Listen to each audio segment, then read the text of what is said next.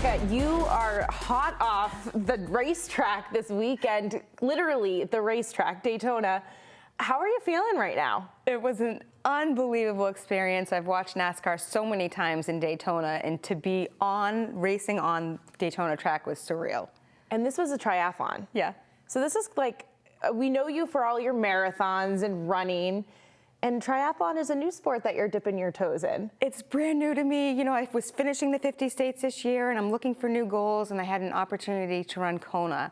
And I thought, I'm gonna go for it. I called the race director of the Boston Marathon, Dave McGilvery. He has run Kona 9 times, and he's like, you're an endurance queen, like go for it, you got this. And I went for it, and it was incredible experience. And during, you're kind of like, all right, this is a one and done, but then you cross the finish line, and as you enter the red carpet and they say, Becca Pizzi, you are an Ironman, it's addicting feeling. So I came across a couple more, and I'm really enjoying my new sport.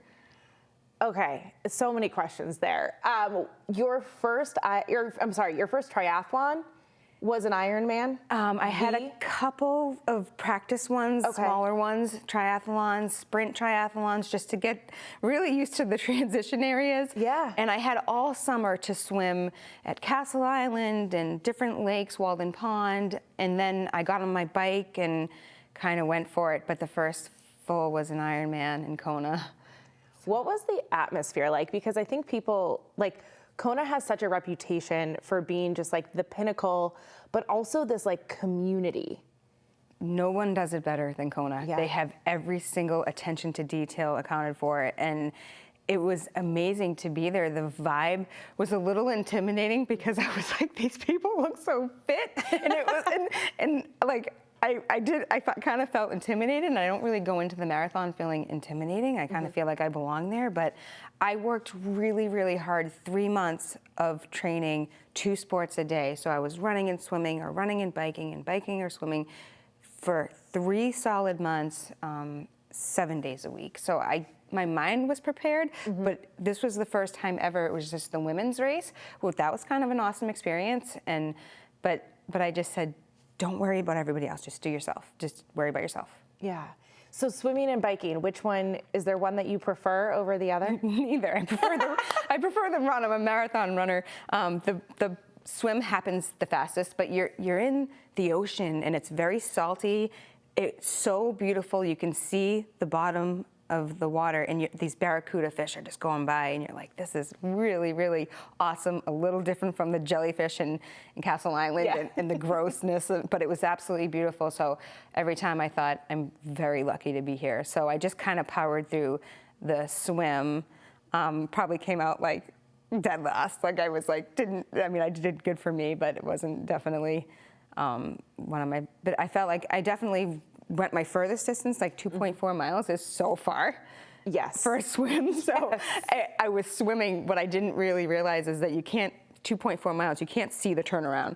So you're like, I'm just going to swim for 15 more minutes, and you can see your watch very clearly in the ocean, and you pop your head up, and you're like, I still can't see the turnaround, which you can't miss. It's a huge ship that you turn around, and I'm like, I can't even see that. But then you see it, and you're like, yes, I made it. And then you're swimming, and then you turn around, and your adrenaline kind of takes over. Okay. And so you're no stranger to kind of these crazy athletic endeavors, right? You've done the 7 marathons, 7 days, 7 continents, not once, twice, won it twice. Yeah.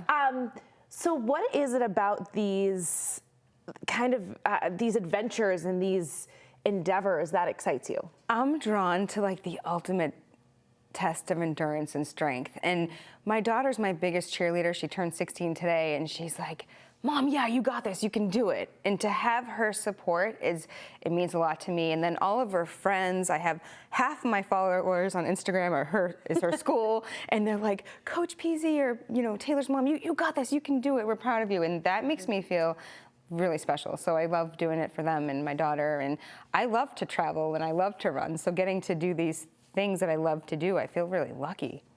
And so running has been a part of your life since you were little. You started running with your dad, right, when you were like 6 or 7? I was 6 when I ran my first 5K, and I loved it. I got into the car, and I won my age group because I think I was the only one in my age group. No one needs to know that, Becca. So No one I needs did to not know that. that at the time. I had no idea. I'm like, so wait, if I run, then I get all these sweatshirts and backpacks and all this stuff? And my dad's like, yeah, kind of like in a nutshell, that's how it works. If you win and you do good. So it's brought me through high school and college and around the world. And I love it. I love where it's taken me. And the people that I've met it's been so fun. How have you connected with the running community? Because I think a lot of people, or people who maybe are outside of it, look at it and say, well, it's an individual sport, right? You're running by yourself. Yeah. But once you start and you meet people in it, it's like instant connection. So how have you met your running community? So there's the elite who you just kind of bounce ideas off of each other and you go back and forth, and it's been awesome for that. But my favorite thing is somebody says, I ran my first 5K because of you. And I'm like, wow. And then they run a 10K and then a half marathon and a marathon. But I love to help people. So if anybody's looking to run their first 5K or half marathon, reach out. And I always say, use the buddy system. Get somebody that will train with you or support your goals, and tell the world what you're doing. You know, if you're going to run your first 5K, hey, I'm going to do my first 5K. Who lives in this area, or who wants to come cheer for me? And you'll see it can take you very far. But I love the running community. They're loyal, they're supportive, they're funny. Runners are very funny people. Pretty much anything goes. There's no topic we haven't covered. All of my friends. So it's great. Well, you're spending a lot of time with them when you're training, especially if you're training for marathons and triathlons. Like, it's not a 20-minute run that you're getting. You have to have conversation to fill. Hours. We cover it all. And so one of your new running buddies, Zdeno Chara, everyone here in Boston knows him, and I'm sure across the country. How did that happen? He's the best. My friend Ben, who I helped train for the Antarctica Marathon, reached out, and he's like, when he called, I helped him train, and then he called me. I'm like, you doing another marathon? What's up? And he's like, no, I have a friend, Zdeno Chara. I'm like, the Bruins player? I'm like, okay, sure. I'm like, he wants, and so he's like, he has some running questions. So I met him, and I kind of was like looking at his Strava, and this was in January of last year, and I was looking through his Strava, and I'm like, you're like a solid athlete. Like, I know you're a phenomenal hockey player, but you're a good athlete, and you have gone on a couple runs. I said, what do you think about running the Boston Marathon? He's like, when is it? And I'm like, April. It's in April. Do you want to run it? And he's like, oh my God, I would love to. Do you think I can do it? I'm like, based off of your endurance and your willingness to put in the work, I know that you can do it. So I called the race director, Dave McGilvery. I'm like, I have a new friend that is thinking about running in Z, and he's like, Big Z? Oh my God, yes, have him call me. And he wanted to run for Team Hoyt, who has been a huge part of my life, Team Hoyt, and he raised so much money for them, and he absolutely crushed it. He ran 3:38, and it was like a personal parade for Z the whole time. Yeah. People were wearing his jerseys and hats, and it was really, really exciting. And I worried that the next marathon wouldn't quite be like that, but it was. Like, he's so loved, and he's such a coachable guy. Like, anything you tell him to do, he does it to a T, and he follows it, and he gives 100%. So it's been really fun. He's coming off of 5 marathons this year, and so he hit the ground running, and he's every one he gets progressively faster. So he's already done 2 majors, and he's going to be doing the majors. We're heading to London this April. So, and he's very good at triathlons. He's did the half Ironman yesterday, and Daytona invited me to go too. And he lapped me, like, he just, and his biking, he's going 25 miles an hour. Like, I can't even like grasp how it's so fast, and he crushes it in the swim and run. So we both love it. We'll be heading to Miami in March too. So he's so fun. He's a good friend, and you travel with him. It's really fun because he's high-fiving kids, and the same with on the course. He's high-fiving. He's Boston. Everybody loves him. What is it like to see, as someone who has done how many marathons? 107. 107 marathons. What is it like to see it through his eyes? Fun. It's so fun.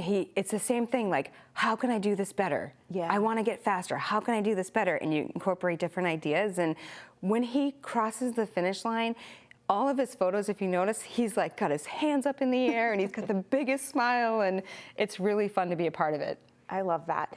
And so, okay, so 107 marathons that you've done. You mentioned the majors there. So for non-runners, the World Marathon Majors are the 6 major marathons in the world, right? We have Boston, Chicago, New York, Berlin, Tokyo, and London. You finished them this I did, year. yeah. Tokyo was your final one. What was that like for you as someone who has already accomplished so much and so many crazy marathon feats? This is one that it was bittersweet because that was like, I have all these big goals and then I have little goals in the big goals.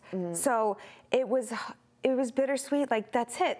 And then I thought, do another round of it, so you've already done Boston and you've already done New York, and just I am drawn to these marathon world majors are the most prestigious marathons out there. They're very well organized and I really enjoy them. And but crossing the finish line in Tokyo to finish the big goals, and same with Kona, you're like, it's kind of like, now what? So to find the now what is really hard, so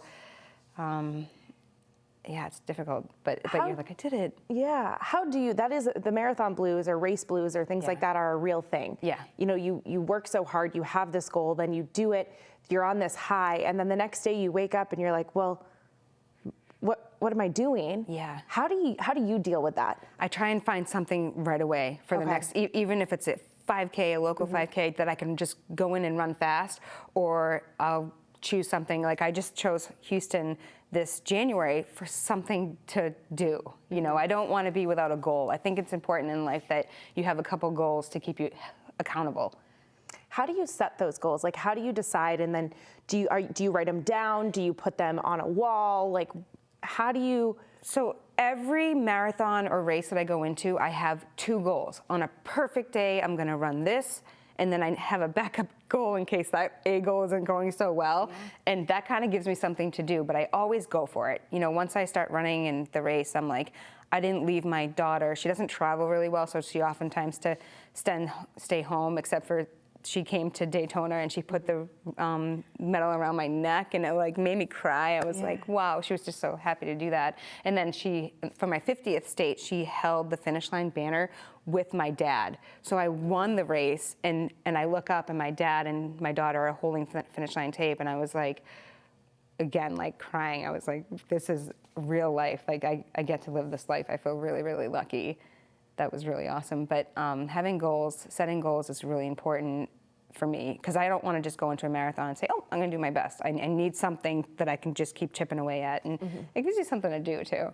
It gives you something to do. Run a marathon every few weeks. Yeah, that's fine. And then I have the mentality of, I left my daughter to be here, or, I'm oftentimes when I'm traveling and racing, I run about 13 marathons a year, I'm missing her soccer games and her track meets, and I want to ask myself, are you doing everything that you can be doing right now to win this race or to hit your goals? And then I notice when I ask myself that, I can give a little bit more. It seems like you have a really solid why. Yeah. And it sounds like it's your daughter and it's your family. Yeah. And she's your biggest cheerleader. Yeah. And when you won the 7 marathons and 7 continents in 7 days, she got to announce to her school. Yeah. Why is it so important for you to be that role model? Because some people might say, well, I don't want to miss that soccer game. Yeah, it's a fine line. Yeah, and that's it, giving it your all. And I never, ever, ever will go to a race without her permission. I ask her, what do you think about this? And unfortunately or fortunately, she's like, Mom, you got this, you can do this. Yeah. But I noticed the pressure's a lot on her, when I was struggling in Antarctica, during, it's very, very hard to run Antarctica Marathon. It's absolutely freezing, and you're running on a glacier, which is ice. And, I just pictured somebody telling her I placed second and her feeling gutted, So these thoughts go through my mind and but she is, I feel so lucky to be her mom, because she's so supportive. And if she wasn't, or if she does struggle, sometimes she'll call me and she'll, Mom, I miss you. And I'm like, oh, I'm coming home, or I'll do my best. But she's so loved. We live in Belmont, and my parents live upstairs for me, and my brother lives next door. So someone's always around to help her out. But it's going to be hard when she heads to college in 2 years, because who knows? Who knows where she'll go and what she'll do. But I will definitely miss her living in the house. Yeah, and I love that she's such a big cheerleader for you in that support, and she's so proud of you and excited to tell people, right? That like, my mom's a badass. Yeah, like that's exactly how it is. And she'll come home with these stories of, you know, you beat this one's dad in the Boston Marathon and all these fun, like, or this coach said this about you today, and then yesterday she was in Zdeno Chara's post when he posted about, and she's like, Mom, so many people came up to me and were so proud of me for being in his post. And so when I travel with him, I'm like old news, but but she is so supportive, and she's so funny too. She's like, it's all in your head. I'm like, no, it's not in my head. I really don't feel well, but she's like, you know, the way that I coach her, you know, and the way I coach her is she runs a race or she has a soccer game, get in the car, and I'm like, what went well today? You know, and she'll tell me, and then I kind of sneak in, like, what do we need to work on? And then she says it, and it's not coming from me. So she's like, oh, I had a bad second lap in the race, or I was sloppy in the second part of my soccer game, and I'm like, so it's her words. And that's like the coaching the growth mindset, right? Because every athlete, I mean, you talked about it with Chara, you talk about it with yourself, now with your daughter, it's just like the want to improve and the want to get better. And I think that's a lesson in sport that, you know, goes in everything in life. It goes in school, it goes in work, it goes in life. It's very true. So you mentioned that when you were training for Kona, it was 7 days a week, you were doing 2 sports a day. And I'm sure you get this question a lot, but what does a week of training look like for you? So it's up to 100 miles per week. When I'm in my peak, it's 100 miles a week. Otherwise, I like to hover at like 50 miles of running a week. And then I have my track workout days, my tempo runs, my long runs, a recovery run. So I'm running, I like the 6 days a week works for me. And Sundays I like to be totally off, except for when I'm training for Kona.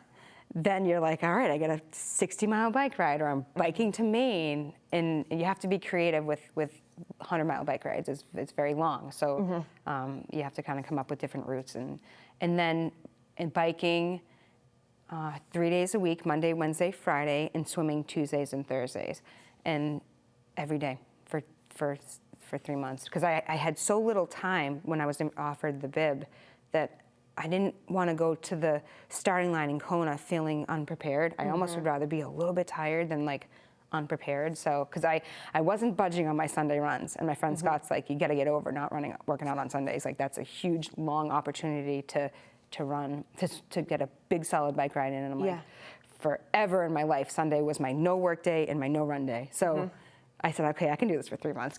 That's no problem.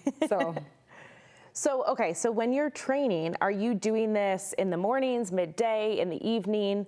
What does that look like? All of it. So I tried to, as I was approaching Kona and Daytona, I tried to get it all in back to back to back, do those brick workouts where you do the 3 sports in a row.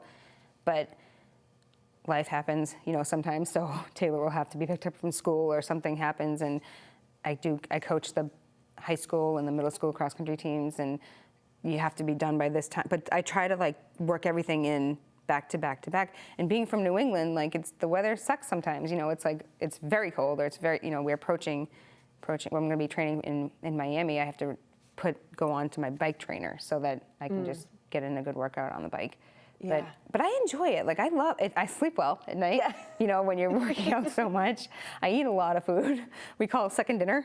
Second dinner's a real thing. Second dinner. So I mean, you get to eat anything you want, but I do. Okay, and so do you have any? You mentioned tempo workouts. You mentioned track, long runs, recovery. Do you have a favorite workout and a least favorite workout? I don't like mile repeats. I feel like they just take forever, and I never hit the splits that I want on the mile repeats. So those, we do 4 by 1 miles. Those are kind of with the 1 mile warm up and a 1 mile cool down.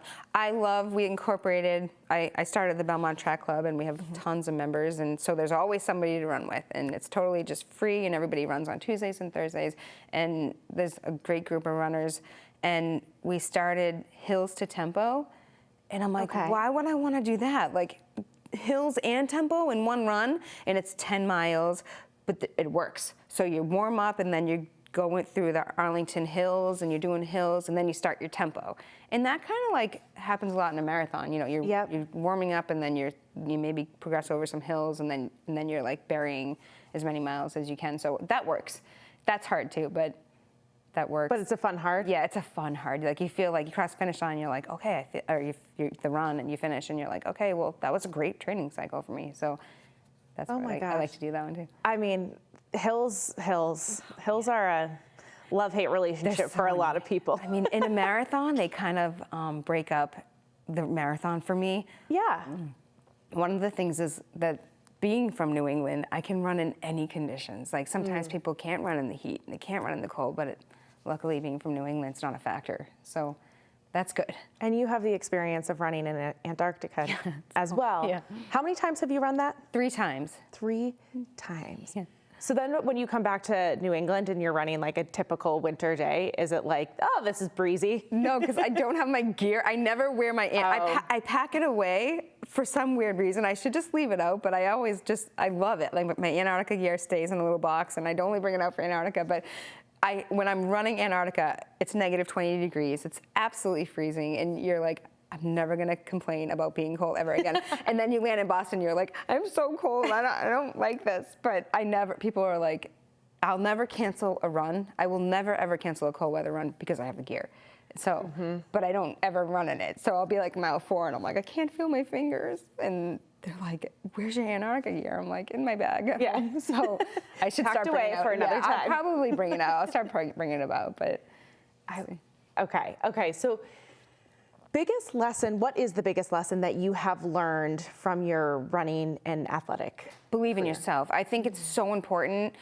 When I go into a race, I'm like, I'm gonna hit this time and I'm gonna, win this race. And I probably have more faith in myself than I should, but I work really hard. I definitely put in all the work that I can possibly be doing. So I kind of tell myself, you're gonna do it, but if I don't believe in myself, oftentimes my goals are so big that people are like, they tell me, they're like, there's no way you can do that. That's impossible. And I'm like, so it's hard to hear that, and. Does it motivate you? Yeah. I can't tell you how many comments I've read on Facebook. I'm like, hold your tongue. I'm like, because watch me do it, and that's exactly what happens. And even I coming off the Volcano Marathon this year, and people are like, she's from Boston. There's no way she's gonna. I want it, and you think about these comments in your head, and I'm like, don't respond, and hope that my daughter doesn't see them, and oftentimes she doesn't, or I'll flag it, but they do motivate me to win it or to run faster or harder. But people can be really rude, but believe in yourself, and just stay focused and put the work in. Do you do any mental training to get you through these? What I do is I envision over and over, almost every single night, crossing the finish line. And I want my arms up in the air, and I want to finish and have the best possible race. So even when I'm racing, I just say and I go through a tougher period in the race, I just say, think about the finish line and crossing the finish line with your hands in the air, and it will get you through it.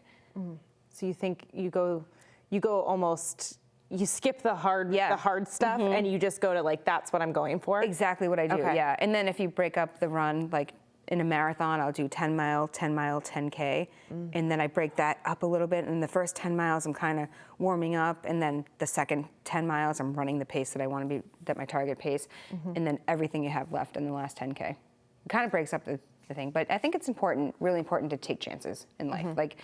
My dad was like, what if you don't finish? And I'm like, well, what if I do?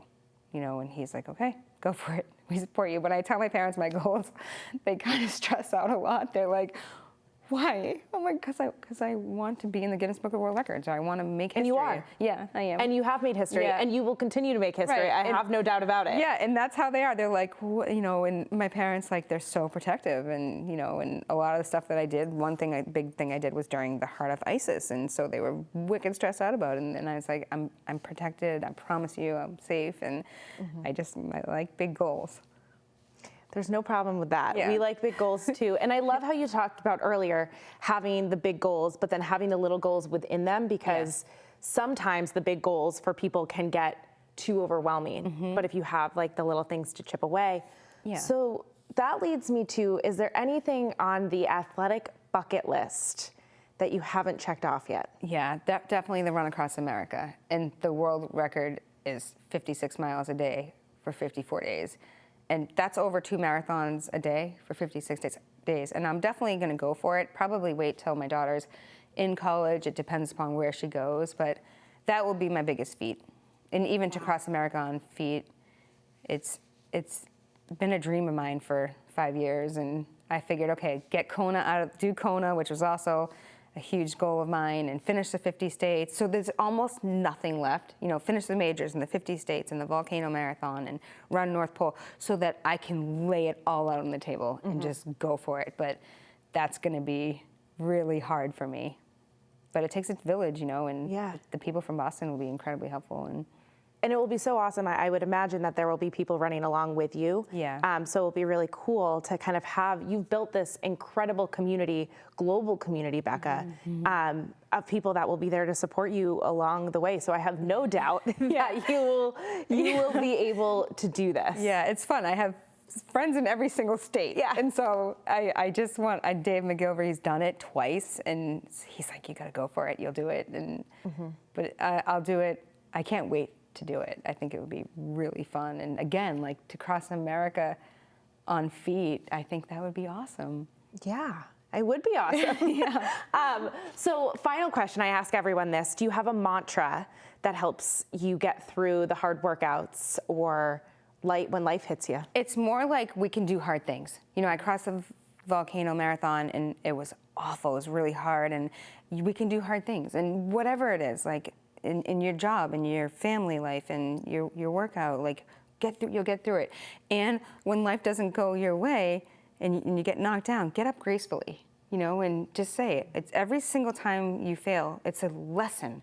What did I take away from that? What can I do better, kind of thing. So, but believe in yourself, take chances, and that's the most important thing for me. And you'll go far, and challenge yourself. I think if you sign up for something, go for it. You have nothing to lose. So sign up for the 5K, or go for that job interview, or whatever it is that you're looking to do. It could change your life. And I know I said the last question, and I'm known for doing this, but one final question is, I've heard you say before that you can't believe that this is the life you're living. When you take a second and you look at all that you've accomplished, you look at the success of your daughter, your husband, what goes through your head? I feel so lucky and blessed. I'm living this dream life. And I say to people, they say, how are you? And I say, living the dream. And I honestly and truly feel I have my health, and I feel very lucky to be living the life that I love so much. And even being able to give back. Like, I have my foundation. We've given $60,000 in scholarships. I have my 5K. And again, it's like when somebody says, it's my first 5K, it means like so much to me. Or, I've run my first marathon because of you. Or what's another funny one is, like, when I went through hell, I thought of you because I know that you've been there. And I'm like, oh, thanks. But like, thanks for the follow-up on that. I'm like, oh, and you're like, where's this going? That happens a lot. Like, if Becca can do it, I can do it, And so that's why to give back to me it means a lot to me. So I feel lucky. Was this the dream, or is this far, far beyond anything you could have ever dreamed? Far beyond. I never ever thought that running would take me to all 7 continents and to give scholarships. And when I give a scholarship and somebody sends me a T-shirt from their school, I'm like, wow, that really meant a lot to me. And for you to even think to send me the shirt, it really is. It means so much to me. So I never thought that running, in every single year, I'm like, okay, how am I going to top last year? and I just figure out a way to do it. You find a way. Yeah, find a way. And maybe there will be a time when I don't, or, when I incorporated triathlons, that's been really fun because tries are everywhere. And I enjoy it. But yeah, it's really been a dream life for me.